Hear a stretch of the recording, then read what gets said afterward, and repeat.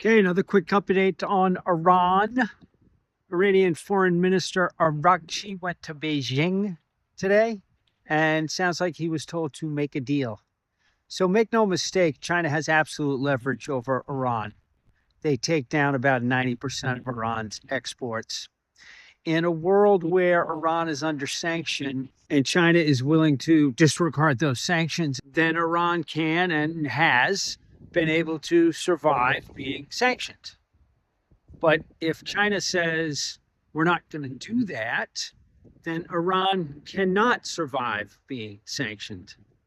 In other words, if China threatened to pull that plug on Iran, they would have no leverage at all in dealings with the U.S. They would have to give Trump whatever he wanted to get the sanctions lifted as their only path to survival.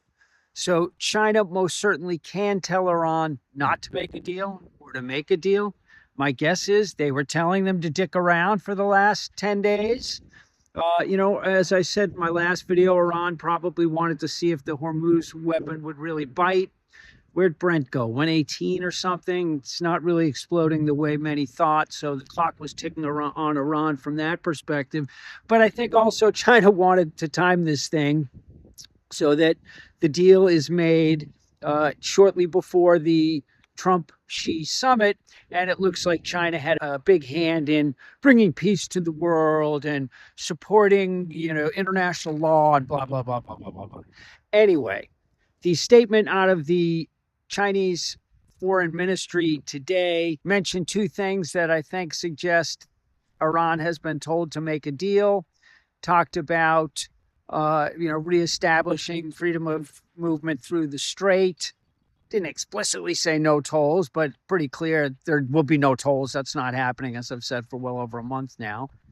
And China said Iran can't have a nuclear weapon, but they, should have the right to peaceful use of nuclear energy like other countries.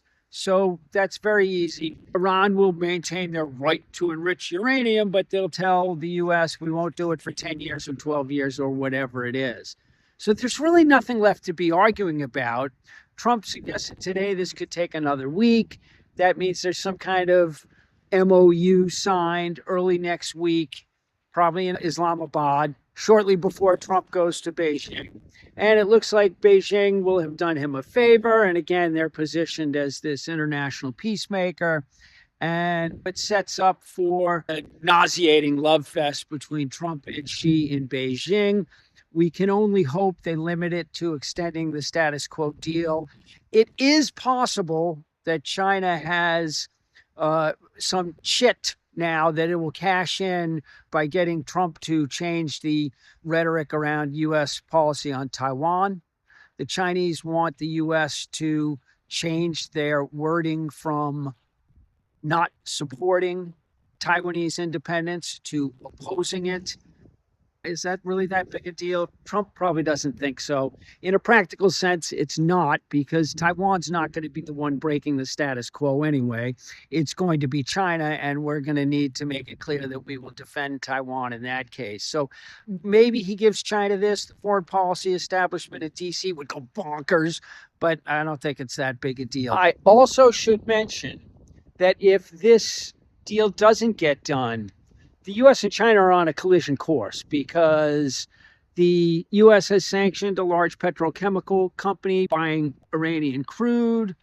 China has triggered its blocking legislation saying that any companies that adhere to the U.S. sanctions against Hengli Petrochemical Refinery will be in contravention of Chinese law.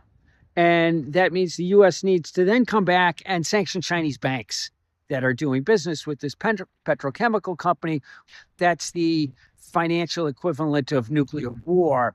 And I think what we're finding is that neither China nor the U.S. want to go there at this point.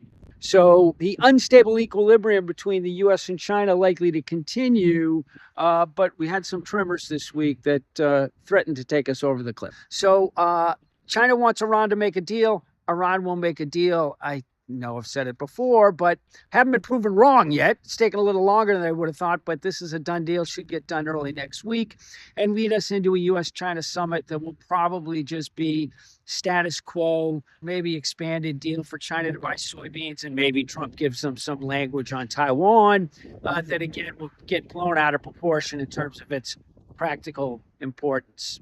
So stays risk on. I think rates have a ways to rebound in the next week. As this deal comes to fruition, oil has peaked.